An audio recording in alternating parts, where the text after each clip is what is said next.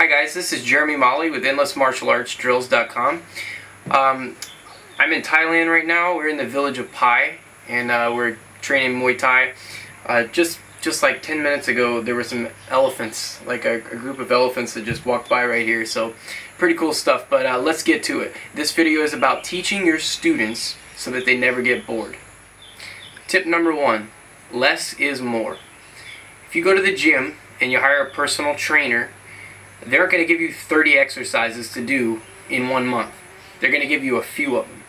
And when you get the most benefit out of those exercises, they're going to move on and you're going to do something else. You're going to change up your routine. Your students, you have to treat the same way. Your students get bored and they no longer receive the same benefits from their workouts too. That's why I'm a firm believer in less is more. Stretching out the techniques you teach in your class, the drills you do, the games you play with your kids in your kids' class, all that, stretching that out over time is better for your students both physically and mentally. I suggest you only do certain drills or games or techniques with your beginner class and separate ones for your intermediate and advanced class. This creates a scenario where, I want little Johnny, when he moves to the next class, when he moves to his next group, he's moving from beginner to intermediate. I want him to have a whole new set of techniques or a whole new games that he can play or different drills we're going to do that just change it up and make it completely different for him. That's going to create that same feeling of when he first actually joined martial arts and he was so excited. Or think about when you first joined martial arts, everything was new. You want to create that every time they move up to the next group. Tip number 2, music is a must. You have to play music in your class if you want excitement, you want to build. Think about watching a movie in the movie theater. If it didn't have a soundtrack, how boring would that movie be? When they've got those sound effects and the music gets louder at the intense moments, that's what you want. You want your students to kick harder, punch harder, or go longer in their grappling session. Music really helps. Now, what kind of music do you want to use? I personally, don't like techno. I don't listen to techno in my car in my free time, But I find that techno music is really energetic. It doesn't have any words. It doesn't offend people. It's kind of generic.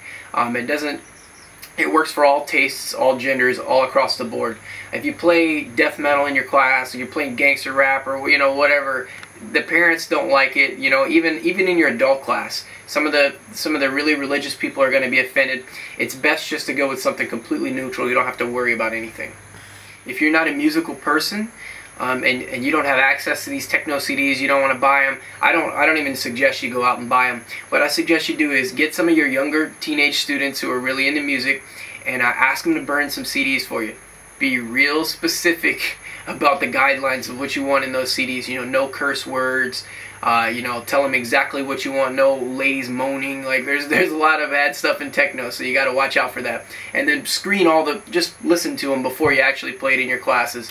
One time, I had a student burn me a CD, and I gave them the guidelines, and I thought they would have done it correctly. But there was just a really bad song on there, and it was kind of embarrassing, so we had to stop it and get rid of it. So I suggest you screen those first. How you teach your curriculum is more important than what your curriculum actually is. If you're part of some organization that's really strict about what you teach and they give you specific guidelines, or you have an instructor that's your head instructor who is really specific, they want a technique taught a certain way, don't let that crush your creativity. There's plenty of things you can do to make those techniques exciting. You're not limited by your curriculum.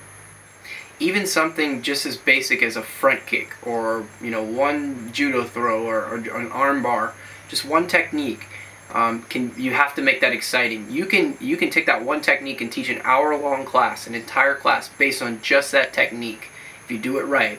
And your students are going to be begging you for more, and they're going to love the class and get a great workout. Tip number 4, disguising repetition.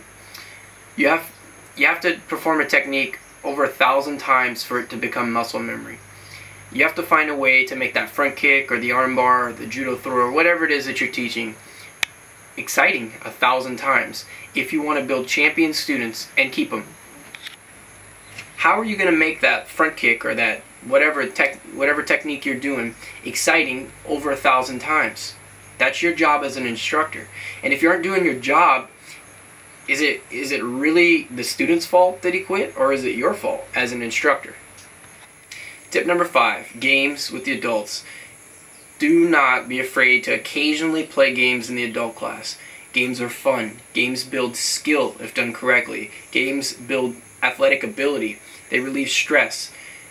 It's all in the presentation. Trust me, adults are just big kids. They want to have fun occasionally. So maybe once a week you want to break out a game of dodgeball, or just something fun to do with the adults. They'll love it. Last tip, tip number 6. Teach every class like it's the most important class you'll ever teach, because it is. Until next time, I'm Jeremy Molly with endlessmartialartsdrills.com.